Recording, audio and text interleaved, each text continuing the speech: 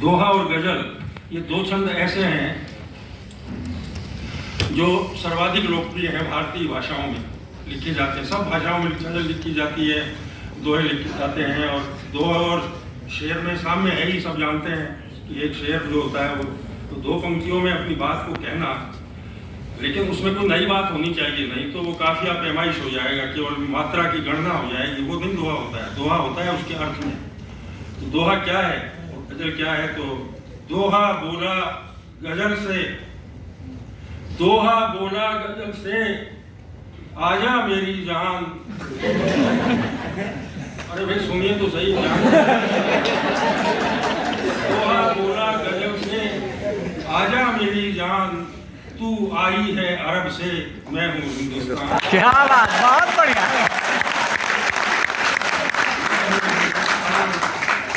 और बसंत के स्वागत में बसंत के स्वागत में अगर किसी कवि ने कविता नहीं लिखी है तो उसको कवि होने का कोई हक नहीं है। सही बात। 3 दोहे बसंत के स्वागत में मैंने लिखे हैं कि उमगी उमगी फिर रही, लिए लिए में आस, उमगी उमगी फिर रही, लिए लिए में आस, जोगी और बसंत का कौन करे विश्वास। जोगी और बसंत का कौन करे विश्वास, पंडित बाँचे भागवत, बाँचे शेख कुरान, पंडित बाँचे भागवत, बाँचे शेख कुरान, और बाँचे पत्र बसंत का सोना रेगिस्तान।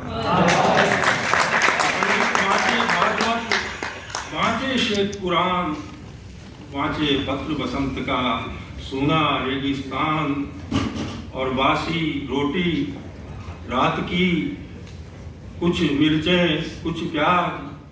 एक एक शब्द को जैसे गहना गढ़ा जाता है वैसे ही दोहा गढ़ा जाता है।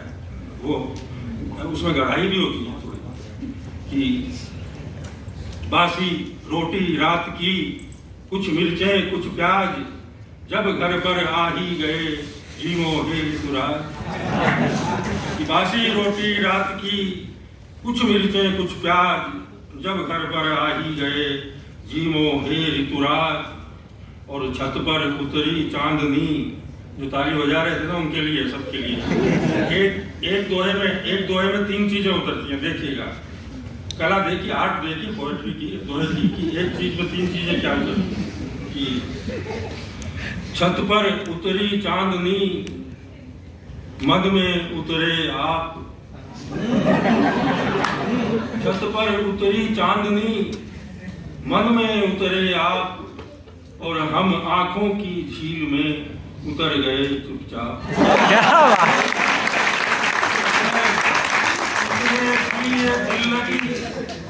किसका है ये काम, किसने की ये दिल लगी, किसका है ये काम, उनके घर के द्वार पर लिखा हमारा नाम। किसका है ये काम, उनके घर के द्वार पर लिखा हमारा नाम। और ये दोहा भी सुन लीजिए। ये पूरे जो कवि सम्मेलन होते हैं तो कवि सम्मेलनों में सुनाया जाता है, किसी किसी का कह के मेरा ये दोहा।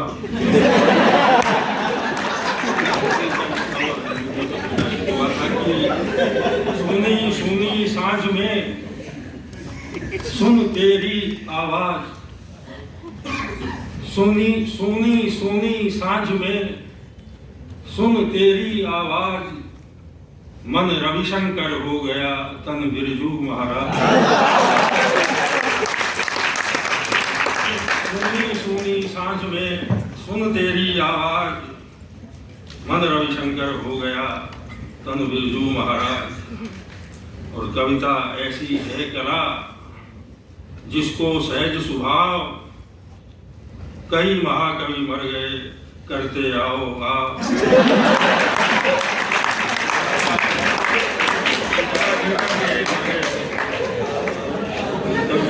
कविता क्या है देखिए,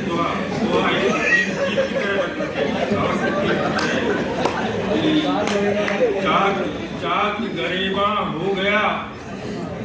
पता चला ऐसे ही नहीं आती, बहुत खींचना पड़ता है। चाक गरेबा हो गया कंबल फटती जाए, चाक गरेबा हो गया कंबल फटती जाए, कविता कला अभाव में और निखरती जाए, क्या बात, और निखरती जाए। इस बारिश में गिर गई, इस बारिश में गिर गई शायर की दीवार। इस बारिश में, बारिश चल रही है, इस बारिश में गिर गई शायर की दीवार, और साथ में गिर गई गजलें थी दो चार। होता है इतने सुना के, और चार उसके बाद कविता एक सुनाऊंगा, शायद 2-4 मिनट बचेगा, उसके बाद बस बताऊंगा कि माँ के लिए भी महसन गोरकी ने उपन्यास लिखा। उर्दू वालों के लिए तो बड़ा पसंदीदा शब्द है, मतलब माँ की गाँव को। तो 4 पंक्तियाँ मेरी सुनिए कि माँ को, मतलब मेरी पंक्ति में वो कैसे पूछा गया है कि आसमानी रंग का एक पत्र आया है। पहले आते थे आसमानी रंग के, आजकल तो बंद हो गए। हमारे जमाने में जब हम पढ़ते थे तो वैसे आसमानी रंग का एक पत्र आया है, मुझे हारे थके बेचैन शब्दों ने बुलाया है, मुझे हारे थके बेचैन शब्दों ने बुलाया है। वही गहरी स्याही है, वही तिरछी लिखावट है, मुझे मालूम है माँ ने इसे किससे लिखाया है। क्या बात, बहुत अब मैं समझता हूँ कि समय काफ़ी हो गया है, ये जितने चीज़ें सुना दी हैं, एक कविता में सुना देता हूँ, उससे मैं समापन कर देता हूँ कि, और वो भी इस कविता से मैं समापन करता हूँ कि कविता या साहित्य कई तरह से लिखा जाता है कि विभाजन के वक्त विभाजन पे साहित्य लिखा गया, लेकिन हो सकता है 50 साल बाद कोई विभाजन पे महान उपन्यास लिखा जाए, और या तुरंत की कोई घटना है वो भी आपको तुरंत कोई कविता लिखी जा सकती है। तो खैर वो एक बहस अलग है, लेकिन आपको एक घटना की याद होगी कि एक गुरुग्राम से कोरोना काल में एक बच्ची अपने बीमार बाप को साइकिल पर लाद करके और दरभंगा ले गई थी। बस उसको ध्यान रखिएगा, हालांकि वो घटना भूल जाएगी, लेकिन कविता उसी समय आवेग में लिखी गई थी और ये बहुत भाषाओं में अनुदित हुई। आपको शायद अच्छी लगे। कविता का शीर्षक है डूब मरो। मैं तुम्हारे तलवों पर जैतून के तेल की मालिश करना चाहता हूँ।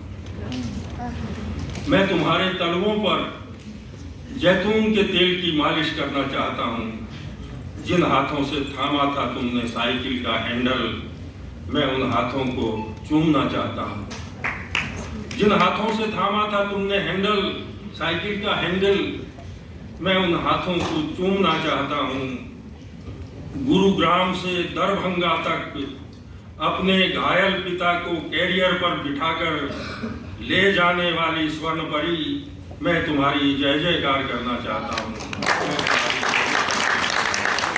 गुरुग्राम से दरभंगा तक अपने घायल पिता को कैरियर पर बिठाकर ले जाने वाली स्वर्ण परी, मैं तुम्हारी जय जयकार करना चाहता हूँ।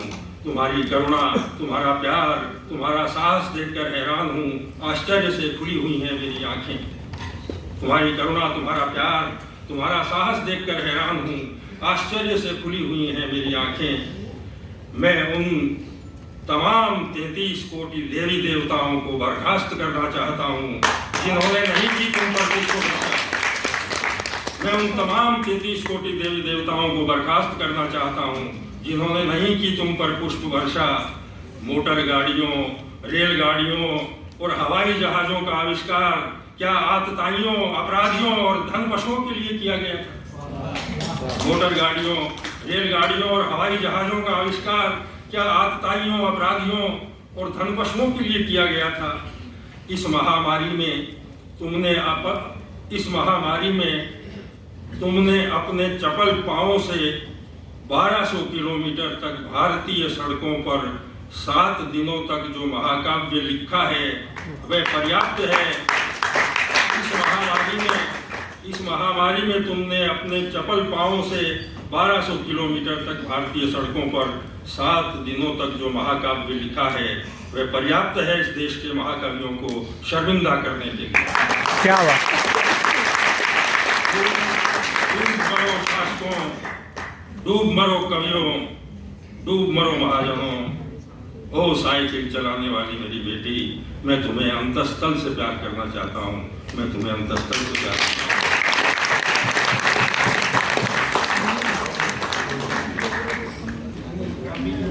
अब आपकी गीत भी सुना देता हूँ ऐसा, देखिए वो शराबी सूफियाँ पढ़ने का आनंद है उसका, लेकिन पोएट्री आ गई है ना, जैसे किताब मैंने पढ़ दी है, कई चीज़ें जो पढ़ के आपको आनंद आएगा। हालांकि कविता तो पाठ से ही पढ़ती है, कविता का जितनी भी पाठ होता है कविता पुरस्कृत होती है। पाठ के बिना कविता का क्या है? ये राजशेखर कहते थे कि कांडों में पड़ी रहती है किताबें, छपी हुई किताबें कौन देखता है? अगर कविता तो अधरों से अधरों तक जिसकी ख्याति नहीं फैले वो कविता थोड़ी है, तो वो पाठ में सारी चीजें ये है। तो गीत नहीं, वो दूसरा गीत, छोटा सा गीत सुना देता हूँ। गीत लिखने के गुनाह मैंने बहुत शुरुआती उम्र में ही कर लिए थे।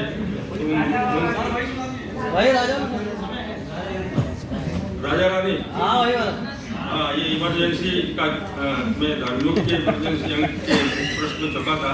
थोड़ा राजनीतिक टोन है, लेकिन एक कथा है, लोक कथा। इसको धर्मवीर भारती ने कथा गीत का नाम दिया था कि ये तुम जो ये लिख रहे हो ये कथा गीत है, इसमें कहानी चलती है। तो वो सारे पर्सपेक्टिव बोलने की जरूरत नहीं है, मैं गीत सुनाता हूँ आपको।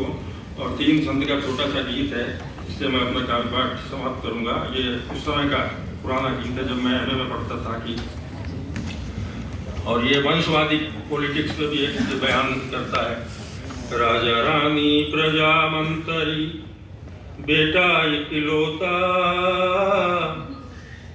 राजा रानी प्रजा मंत्री बेटा इकलौता, माँ से कथा सुनी थी जिसका अंत नहीं होता, अंत नहीं होता। वही कहानी, राजा रानी प्रजा मंत्री बेटा इकलौता, माँ से कथा सुनी थी जिसका अंत नहीं होता, अंत नहीं होता। मैं माँ से पूछता था कि ऐसी क्या बात सुनाती थी, तो महलों में दिन पूछे कैसे आई पुरवाई। वो वक्त ऐसा ही था कि महलों में बिन पूछे कैसे आई पुरवाई, राजा ने 10-20 जनों को फांसी लगवाई, फांसी लगवाई।